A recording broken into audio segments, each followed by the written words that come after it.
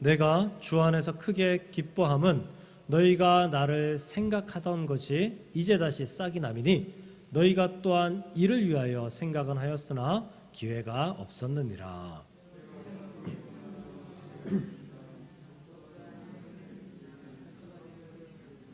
나는 비천에 처할 줄도 알고 풍부에 처할 줄도 알아. 모든 일 곧 배부름과 배고픔과 풍부와 궁핍에도 처할 줄 아는 일체의 비결을 배웠노라.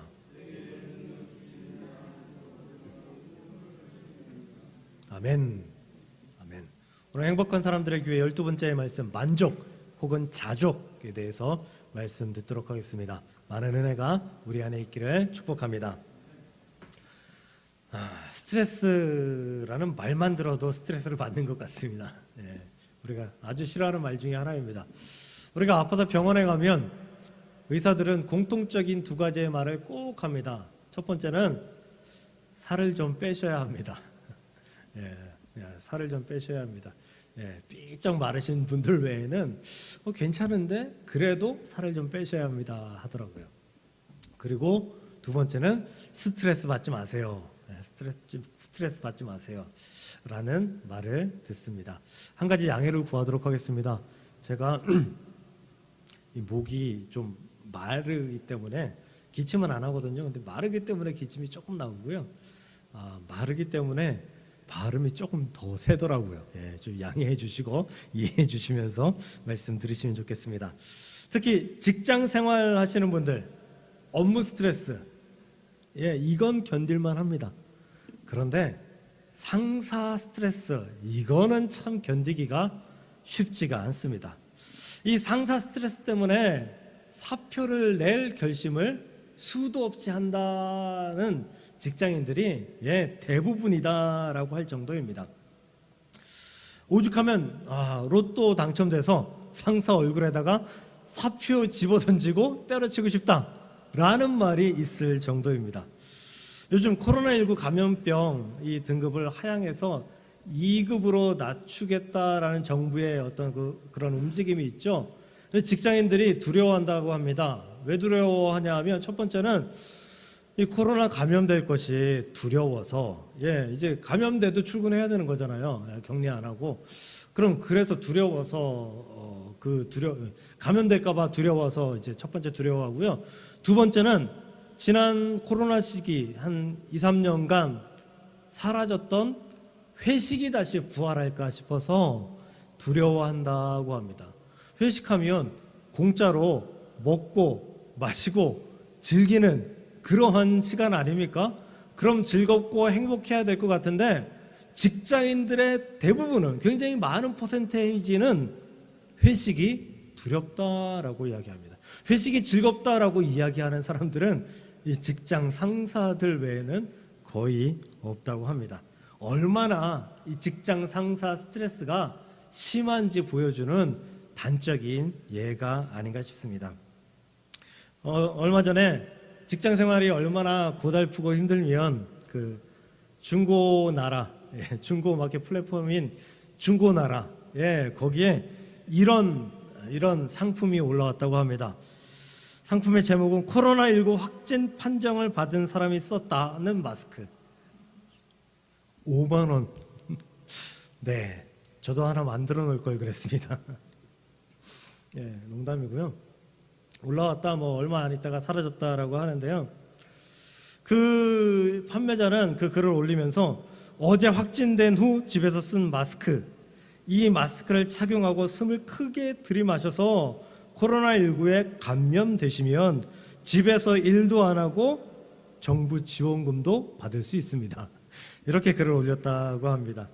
코로나19에 감염되는 그 고통이 직장에서 일주일 시달리는 고통보다 훨씬 감내할 만하다, 이러한 뜻으로 이해할 수 있을 것 같습니다. 참 스트레스 안 받고 싶습니다. 이 스트레스가 우리의 건강과 또 우리의 감정을 얼마나 많이 해치고 흩뜨리는지 알 수 없을 정도이기 때문이죠. 특히 스트레스는 우리의 감정에 엄청난 영향을 줍니다. 스트레스 심하게 받았던 때를 한번 생각해 보십시오. 그냥 꺼릴 것 없을 때, 뭐 나보다 뭐 낮은 사람들이나 아니면 아무도 없을 때 여러분들의 행동을 한번 기억해 보십시오. 혹시 들고 있던 볼펜을 그냥 내팽개쳐서 던져버린 적 있지 않으십니까? 그냥 문을 발로 한번 걷어차 본 적 없으십니까? 죄송합니다. 저는 있습니다. 네. 심지어는 옆에 곤히 잠자고 있는 강아지 배때기를 걷어차가지고 예, 스트레스를 풀었던 그런 경험도 있지 않습니까? 아무 잘못 없는 가족, 동생, 예, 소리 질러가지고 예, 스트레스 풀어본 적 있지 않으십니까? 제가 아는 목사님은 한 10여 년 전에 알던 목사님인데 아이들이 TV를 너무 좋아하니까 만화 영화를 너무 많이 보니까 애들이 한 대여섯 살밖에 안 됐었던 것 같아요. 너무 많이 보니까 스트레스를 너무 받는 거예요. TV를 꺼라, 그만 봐라. 애들이 말을 안 듣죠. 말을 안 들어요. 얘 말을 들어봤자 그때 잠깐뿐이잖아요. 그날도 하도 막 오래 보니까 화가 나가지고 TV 꺼라 듣지도 않더래요. 그래서 TV 안 끄면 내가 TV를 부셔버릴 거다. 그래도 안 끄더래요. 아이들이 아빠 요것만 보고 끌게요. 만화 영화 요것만 보고 끌게요 하더래요. 이 목사님이 굉장히 다혈질이었던 것 같아요. 그래서 주방에서 가위를 가져다가 TV 그 전원 코드 있죠? 그걸 가위로 잘라버렸대요. 혹시 TV 전원선 가위로 잘라본 적 있으신 분? 없죠? 예. 그분보다는 성질이 괜찮으신 것 같습니다. 예, 저도 없어요. 그런데 제가 전선에 칼로 이렇게 그어본 적이 있거든요. 옛날에 어릴 때 집에서 호기심으로 전선, 옛날에는 이렇게 막 밖에 막 나와 있는 전선 많았잖아요. 이거를 자르면 어떻게 될까 생각해서 옛날에 이렇게 펴는 칼이잖아요. 도르코 칼. 그거 가지고 잘랐는데 뻥 하더니 칼이 이만큼 없어지더라고요. 예. 가위로 이렇게 자를 때 펑 소리와 함께 가위는 녹아 들어가고 녹았으니까 연기가 집안에 뭉글뭉글. 예. 굉장히 당황하셨대요. 근데 아이들을 혼내고 있었던 때잖아요. 당황한 표정을 감추고 근엄하게 끝까지 혼냈다라는 이야기를 들은 적이 있습니다. 스트레스 받으니까 이게 얼마나 위험한 일인데, 이 가위로 이 전선을 자르는 게 얼마나 위험한 일인데 그 일을 그냥 나도 모르게 해버리는 거예요.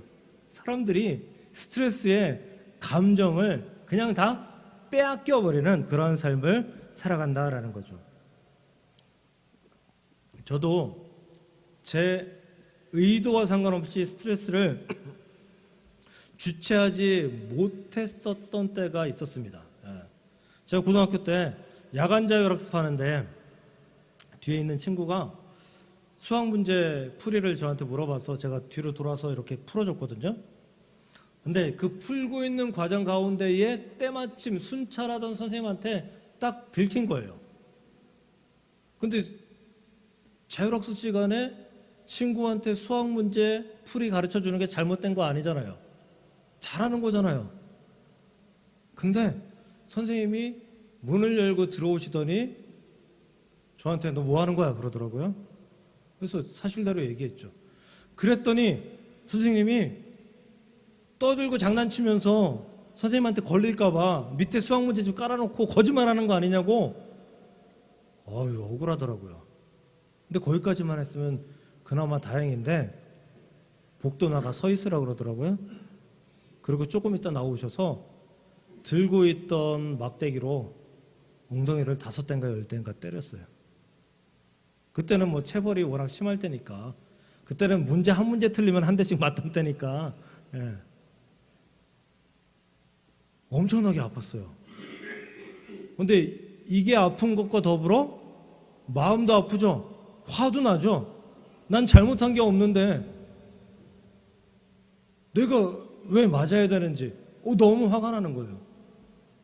그리고 교실 문을 들어오면서 문을 닫았는데 여러분들 그런 기억 있으시죠? 엄마한테 혼나고 방문 들어가다가 방문을 그냥 쾅 세게 닫아버려서 내가 성질 났다는 거 표현해 본 적 있으시죠? 네, 그렇게 되어버렸어요. 전 세게 안 닫았거든요. 그때가 여름이어서 창문을 이렇게 다 열어놓고 있으니까 바람 때문에 문이 세게 닫힌 거예요. 근데 저도 모르게, 죄송합니다. 저도 모르게 힘이 좀 들어갔었나 보죠. 뭐. 선생님이 바로 문을 열고 들어오시더라고요. 소리를 빽 질르시고 너 교무실로 가 있어. 교무실 가서 흠씬 더 두들겨 맞았던 기억이 있습니다. 네, 그 스트레스가 저도 모르는 사이에 손에 힘이 좀 들어갔나 봐요. 그럴 의도가 없었는데도 불구하고 말이에요. 스트레스 없는, 감정 기복이 없는 그런 세상에 살고 싶습니다. 마치 가을 하늘빛처럼 정말 영롱하고 그 하늘을 바라보며 입가에 미소를 띠며 등 따시고 배부르며 행복해하는 그러한 순간들만 우리의 삶에서 연속되었으면 좋겠습니다. 하지만 그럴 수가 없는 것이 이 세상 아닙니까? 왜냐하면 그 어떤 누구도 제가 스트레스 받는 것에 대해서 조심해주고 참아주지 않기 때문인 것입니다. 직장도, 가정도, 가족도, 나의 친구들도 나에게 스트레스를 줬으면 좋지 나의 스트레스를 해소해주기 위해서 노력하는 모습이 거의 없기 때문이죠. 우리는 스트레스의 바닷속에서 살아가고 있습니다. 그런데 신기하게도 오늘 사도 바울은 나는 스트레스가 없는 사람입니다 라고 고백합니다. 오늘 말씀 12절을 보면요, 나는 비천에 처할 줄도 알고 풍부에 처할 줄도 알아 모든 일 곧 배부름과 배고픔과 풍부와 궁핍에도 처할 줄 아는 일체의 비결을 배웠노라 라고 고백합니다. 여기서 비천, 배고픔, 궁핍, 비천해요. 이건 가난한 것보다 더 가난한 거죠. 이거 스트레스 받을 일 아닌가요? 우리 물질 때문에 스트레스 많이 받잖아요. 배고픔. 배고프면 짜증나요. 밥을 준비하고 있는데 난 배가 많이 고파요. 지금 준비하고 있는데도 불구하고 짜증이 나요. 그 마음에. 궁핍? 마찬가지죠. 근데 사도 바울은 이것 가운데에도 궁핍에도 처할 줄 아는 일체의 비결을 배웠노라. 만족하는 비결을 배웠노라 라고 말하는 거예요. 궁핍에도 비천에도 배고픔에도 나는 만족합니다. 난 스트레스가 없습니다 라고 말할 수 있는, 그렇게 행동할 수 있는, 그렇게 여길 수 있는 비결이 사도 바울 마음속에 있다라고 고백하는 거예요. 이거 우리가 배워야 되지 않을까요? 이거 배우면 우리 행복하지 않을까요? 감사하지 않을까요? 정말 즐겁지 않을까요? 어떠한 상황에서도 우리의 마음이, 감정이 뚝 떨어져서 막 성질이 폭발하는 그러한 일이 없지 않을까요? 오늘 이 사도 바울이 말하는 일체의 비결, 그런데 오늘 사도 바울은 일체의 비결을 그 다음의 말씀에 배웠다라고 이야기를 합니다. 배웠다. 왜냐하면 이 일체의 비결, 만족하는 비결은 우리가 달고 나오는 게 아니에요. 우리 감정 가운데 처음부터 있는 그런 모습이 아니다라는 거예요. 그래서 사도 바울은 나는 하나님의 일을 하면서 이 일체의 비결을 배웠노라라고 말하는 거예요. 그러므로 우리도 이 사도 바울이 말하고 있는 이 일체의 비결, 이 만족하는 비결, 스트레스 받지 않는 이 비결을 배울 수 있기를 주님의 이름으로 간절히 축복합니다. 송명희 시인의 찬양 아시죠? 이따가 우리 표회송으로 할 건데요. 나 가진 재물 없으나, 나 가진 재물 없으나 공평하신 하나님이 나 남이 가진 건 나 없지만 공평하신 하나님이 나 남이 없는 것 같게 하셨네. 이 고백 언제 부르고 언제 들어도 은혜가 되는 참 감동적인 그러한 찬양입니다. 왜냐하면 송명희 시인이 이렇게 고백했기 때문이죠. 왜냐하면 송명희 시인이 과연 하나님은 공평하십니다 라고 말할 수 있는 사람인가요? 여러분, 송명희 시인이 어떤 분인지 아시죠? 뇌성마비, 소아마비, 날 때부터 걷지 못하는 분이에요. 날 때부터 손이 곱아가지고 손으로 뭘 할 수가 없어요. 그래서 이분이 쓰는 글, 이분이 그리는 그림이 모두 다 발로 하잖아요. 밥 먹는 거요? 얼굴 근육도 마비가 되고 틀어져가지고 밥 먹는 것도 남이 먹여줘야 되고, 그리고 먹여주는 것도 100% 다 먹을 수가 없어요. 막 흘리면서 먹어요. 이분이 공평하신 하나님을 이야기합니다. 이해가 되시나요? 죄송합니다. 전 100% 이해가 되지는 않습니다. 이해가 되는 신앙이 제 안에 있을 뿐입니다. 공감이 잘 안 돼요. 어떻게 내가 저 상황이면 공평하신 하나님을 과연 찬양할 수 있을까?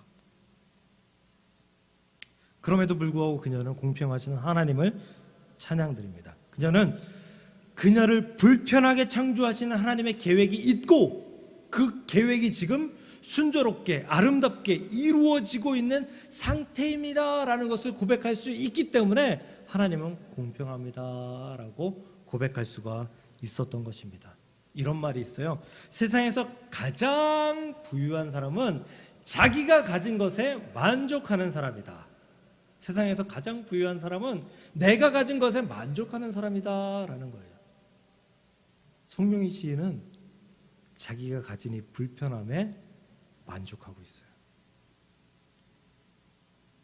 송명희 시인은 누가 봐도 불행한 사람이에요.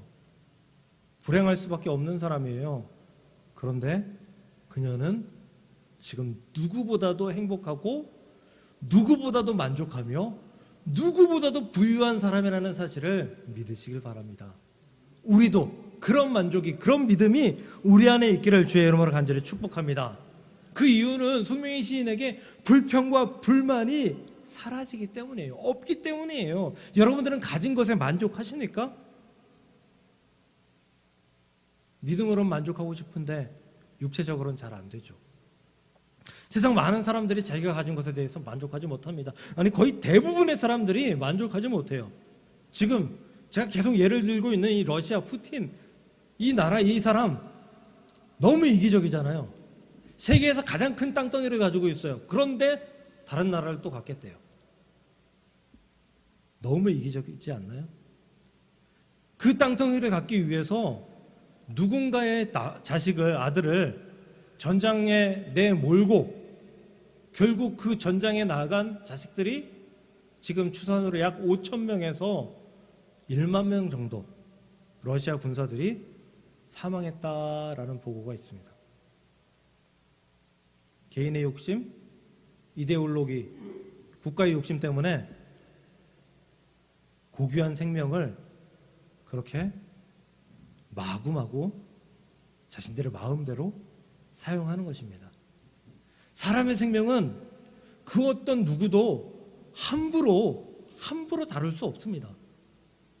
그 어떤 누구도 그 사람의 각오나 희생 그리고 동의 없이 생명을 요구할 수 없습니다. 그러나 지금 그 욕심이, 그 만족하지 못함이 수많은 젊은이들을 죽음으로 내몰고 있다는 것이죠. 이 푸틴의 재산이 엄청나더라고요. 세계 최고 갑부가 누군지 아세요? 공식적으로 마이크로소프트 개발하신 분, 빌 게이츠. 빌 게이츠. 그분의 재산이 약 전에는 뭐 80조다 그랬는데 100조가 좀 넘는다고 하더라고요. 100조는커녕 우리는 1억을 손에 잡기도 참 쉽지 않은데. 근데 푸틴의 재산은 약 240조 정도로 예상한다고 합니다. 이렇게 많이 가진 놈이 더 갖겠다고 이렇게 악한 행동을 하는 그런 불평, 불만, 만족하지 못하는 모습을 우리는 사람들에게서 쉽게 찾아볼 수 있다는 것입니다. 그렇다면 우리는 이렇게 불평, 불만이 아닌 송명희 시인처럼 만족한 삶을 살려면 과연 무엇을 배워야 될까? 송명희 시인이 가지고 있는 비교하지 않는 마음을 배워야 합니다. 그가 다른 사람들과 자신의 모습을 비교하는 순간 그녀는 비참해집니다. 비참해져요. 눈을 뜨고 다니기 어렵게 됩니다. 대인기피증 생기게 될 것입니다. 그러나 비교하지 않습니다. 비교하지 않고 나는 하나님께서 똑같이 창조하신 그냥 조금 불편할 뿐인 그런 하나님의 창조된 백성이야라는 고백이 그녀 안에 있다라는 사실인 것이죠. 다른 이가 금수저로 태어난 거 보면 우리 비참해집니다. 나는 왜 내 힘으로 할 수 있는 일이, 나는 왜 이런 가정에서, 나는 왜 이렇게 어렵게 자신을 비참하게 여기면서 애통해하고 막 스트레스 받고 이렇게 살아갑니다.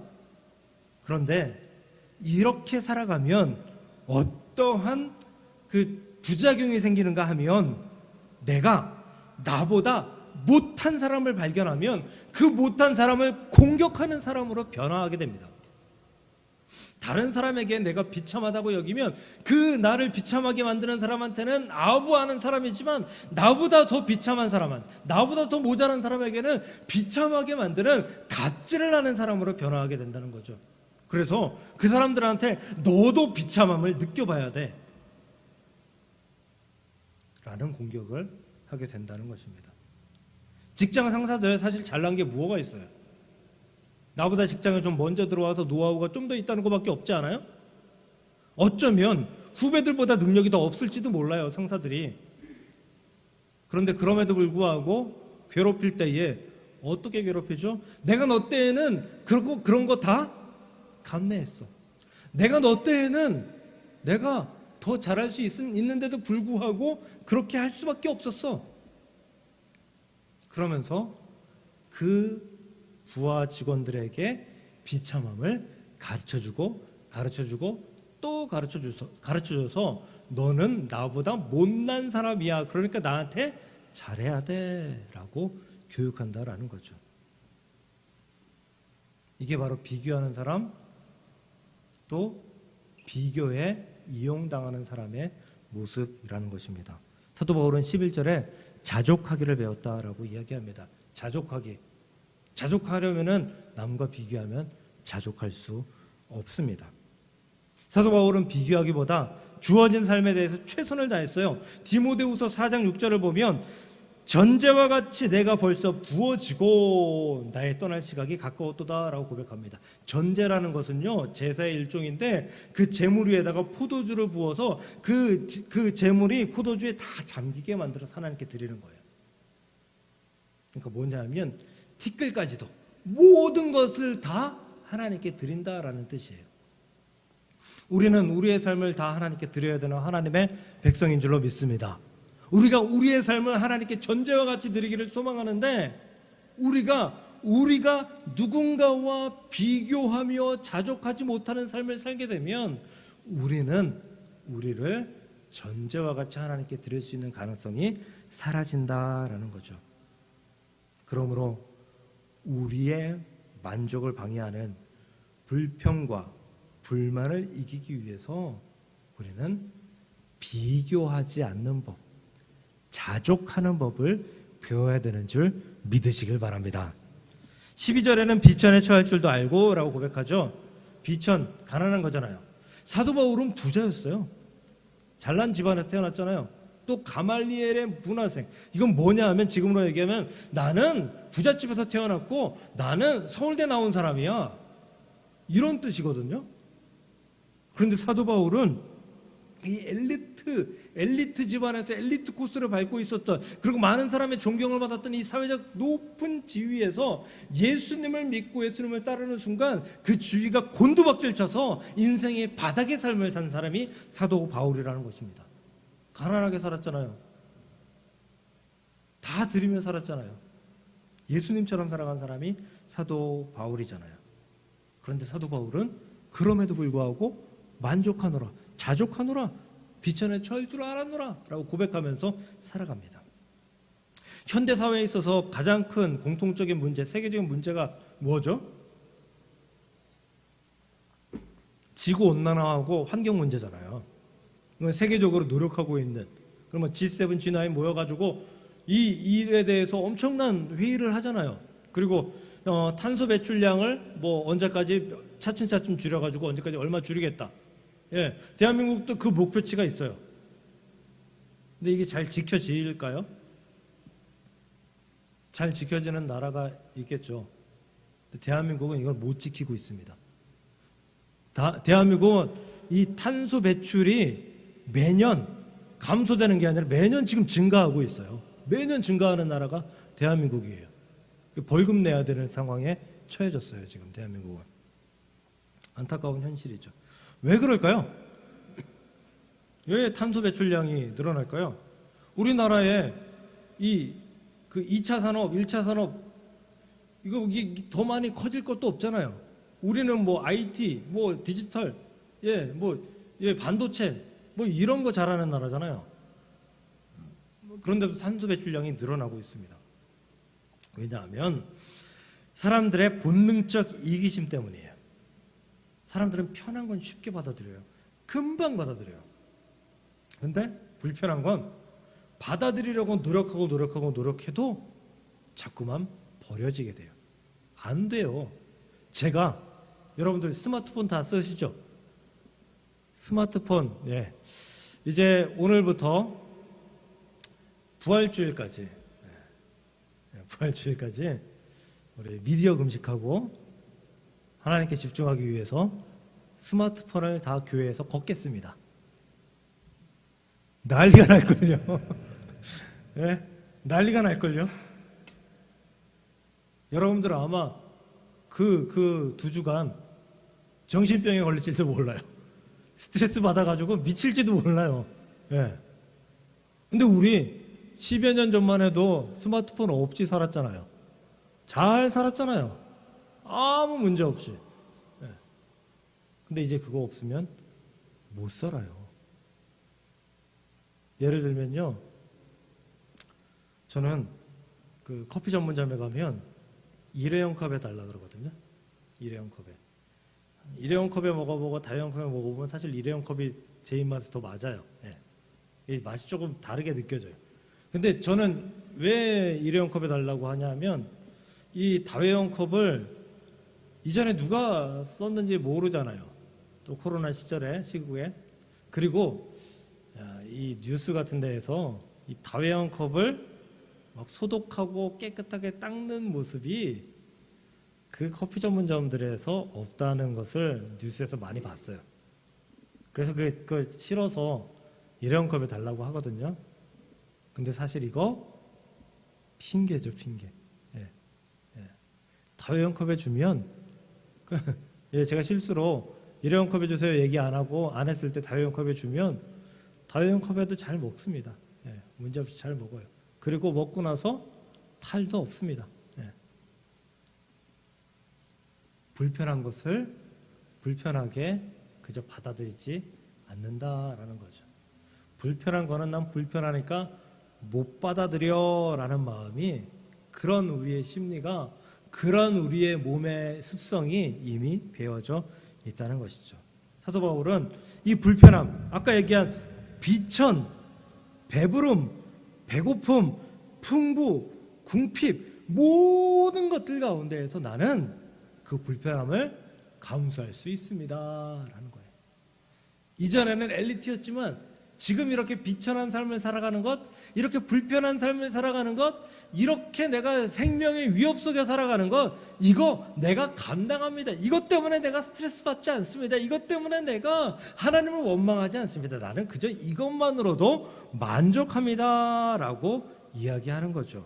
불편한 일들에 대해 불만이 아닌 만족으로 살기로 나는 결정했고, 결국 나는 만족하는 방법을 배웠다라는 고백인 것입니다. 그러므로 우리는 우리의 삶에 만족하기 위해서 불편함을 감내할 수 있도록, 우리의 삶에 변화가 되는 부분이 있다면 그 변화를 받아들이는, 변화에 둔감한 그런 하나님의 백성들이 되어야 된다라는 것입니다. 그래서 하나님의 백성들은 일희일비하면 좋지 않아요. 뭐 기쁜 일에 기뻐하고 슬픈 일에 슬퍼하는 게 당연한 거 아니에요? 라고 이야기할 수 있지만 생각해 보세요. 크게 기뻐하는 자는 크게 실망해요. 크게 기뻐하는 자는 크게 실망해요. 주변에 보세요. 기쁜 일에 담담하게 반응하는 사람, 저는 좀 그런 편이거든요. 기쁜 일에도 별 표시 안 하고 담담하게 받아들이는 편이거든요. 그런 사람들은 실망할 일에 크게 낙담한 표현을 하지 않습니다.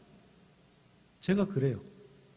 저는 실망할 일, 낙담할 일, 잘못된 일, 그런 일들이 있어서 실망이 되잖아요. 조금 지나면 있습니다. 잊어버리려고 노력합니다. 그리고 완전히 잊어버려요. 크게 기뻐하면 크게 실망합니다. 다시 말하면 크게 기뻐하면 실망할 일이 생겼을 때 만족을 완전히 벗어버리고 스트레스 가운데에서 우리의 감정이 완전히 노출되어서 우리는 불안, 불만, 스트레스 이 모든 것들에 휘둘리게 되어 있다라는 거죠. 그러므로 변화에 좋은 일에도 안 좋은 일에도 담담하게 받아들일 수 있는 그런 믿음의 모습이 우리 안에 있어야 돼요. 왜냐? 사도 바울이 이걸 왜 느꼈느냐? 좋은 일도 하나님께서 역사하신 일이고 나쁜 일도 하나님이 역사하신 일이다라는 것을 깨닫고 배웠다라는 뜻이에요. 좋은 일에도 나쁜 일에도. 그러므로 사도 바울에게 배워야 될 두 번째 만족의 조건은 변화에 민감하지 말고 그저 하나님의 일하심을 바라보라. 이것이 하나님께서 우리에게 만족을 주시는, 우리가 하나님께서 주시는 만족을 드리는 귀한 방법이다라는 것입니다. 마지막 세 번째로 만족한 삶을 살기 위해서 우리가 배워야 할 세 번째는 내게 능력 주시는 자, 13절의 말씀을 믿어야 돼요. 그 내게 능력 주시는 자가 하나님이다라는 것을 온전히 인정해야 된다라는 것입니다. 우리가 사도 바울의 사역을 보면 모두 다 성공했다라고 보잖아요. 그런데 이거는 그리스도인의 시각, 결론적인 시각으로 봐서 그래요. 믿음을 제하고 바라보고 그리고 순간순간을 끊어보면 사도 바울은 엄청나게 많은 실패를 경험한 사람이에요. 지난주 말씀드린 빌립보 감옥, 그 감옥에 갇혀있을 그때의 사도 바울의 느낌, 우리가 사도 바울이었다라고 생각해 보세요. 실패한 사람이잖아요. 그때 실패한 거잖아요. 세상 사람의 눈으로 보세요. 실패했잖아요. 이고니온에서 돌에 맞아 죽게 돼서 쫓겨난 것, 실패해서 쫓겨난 거잖아요. 그 루스드라라는 곳에서는 심지어 그 돌에 맞아가지고 이고니온하고 안디옥에서 쫓아온 사람들이 그곳까지 쫓아가가지고 돌을 계속 던져서 결국은 죽게 되잖아요. 그 사도 바울이 죽었다라고 해서 성 밖으로 내버려지게 되는 그런 사건을 겪잖아요. 실패한 거잖아요. 누가 봐도 실패한 거예요. 그런데 사도 바울은 그것을 실패라고 얘기하지 않아요. 왜냐하면 그 가운데에서, 그 고통 가운데에서, 그 죽음 가운데에서 하나님께서는 다시 일으켜서 하나님의 일을 이루시기 위해서 사도 바울을 사용했고 결국은 그것이 하나님께 영광이 되었고 그 영광으로 말미암아 사도 바울의 사역들이 성공으로 점철되었다라는 그런 모습을 고백할 수 있었기 때문이다라는 거죠. 그래서 오늘 그 13절의 말씀 우리 다 외우시잖아요. 내게 능력 주시는 자 안에서 내가 모든 것을 할 수 있느니라 이거잖아요. 내게 능력 주시는 자 안에서 내가 할 수 있느니라 이거 아니에요. 모든 것을 할 수 있느니라. 이 모든 것이 뭐예요? 내가 실패도 할 수 있고 성공도 할 수 있다 이거예요. 실패할 수 있고 성공할 수 있고 실패도 하나님께서 역사하신 것이고 성공도 하나님께서 역사하신 것이었는데 그 모든 것들이 그냥 하나님께서 지켜보고 가만히 있어서 일어난 것이 아니라 하나님의 능력을 발휘해서 실패하게 하셨고 하나님의 능력을 발휘해서 성공하게 하셨다. 그래서 나는 내게 능력 주시는 자 안에서 내가 모든 것을 할 수 있었다라고 고백하는 것입니다. 그러므로 마지막 세 번째로 하나님께 사도 바울께 만족하는 법을 배울 수 있는 것은 내게 항상 능력 주시는 하나님을 의지하면 우리는 자족할 수 있습니다. 만족할 수 있다는 것입니다. 말씀을 정리합니다. 만족은 세상에 없습니다. 만족은 잠시 느끼는 거예요. 어떤 큰 만족도 맛있는 저녁 먹고 소파에 누워서 잠시 꿀잠 자는 것 이것보다 나은 만족은 없습니다. 모든 만족은 그 만족을 누린 후에 사라지기 때문이죠. 그래서 우리는 자족하는 법, 만족을 방해하는 불평과 불만을 이기기 위해 비교하지 않는 법을 사도 바울에게서 배우고, 일희일비하지 않으며 변화에 민감하지 않고 꾸준히 하나님을 바라보는 삶을 배우며, 실패와 성공 상관없이 모든 능력으로 함께 하시는 하나님의 역사하심을 인정하는 그러한 삶을 배울 때에 우리는 만족한 사람이 될 수 있습니다. 할렐루야.